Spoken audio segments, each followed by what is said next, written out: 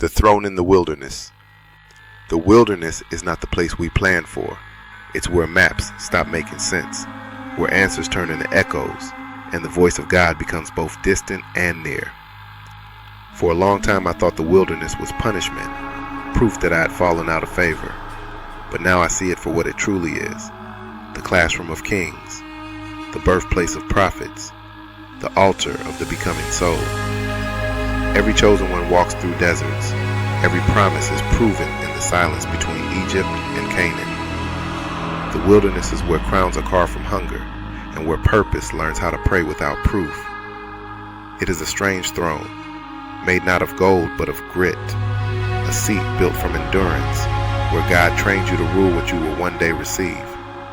Because you can't carry divine authority until you've been emptied of your need to control. I've learned that comfort doesn't build character. Wilderness does. It's where you learn who you are when everything familiar fades, where your faith stops borrowing strength from circumstance and starts breathing on its own. Out there the noise dies, and what remains is your raw conversation with God, unfiltered, unpolished, real. You stop performing prayers and start living them.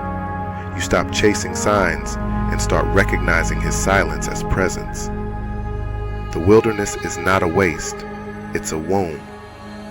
It births clarity through loneliness, discipline through delay, and worship through weakness. It strips away the false thrones we build in comfort until all that's left is dependence. And dependence, I've learned, is not weakness, it's wisdom. The wilderness makes kings of servants and servants of kings. It teaches that greatness is not measured by power, but by presence. Not by the noise of influence, but by the quiet of obedience. Some days the wilderness feels endless. The sun burns, the night stretches long. But even here manna still falls. Even here water still flows from the rock. Provision hides in the dry places. You just have to stay long enough to see it. The throne in the wilderness isn't a seat of pride. It's a posture of surrender. It's kneeling in the dust and calling that place holy. It's realizing that even when the promise feels delayed, the presence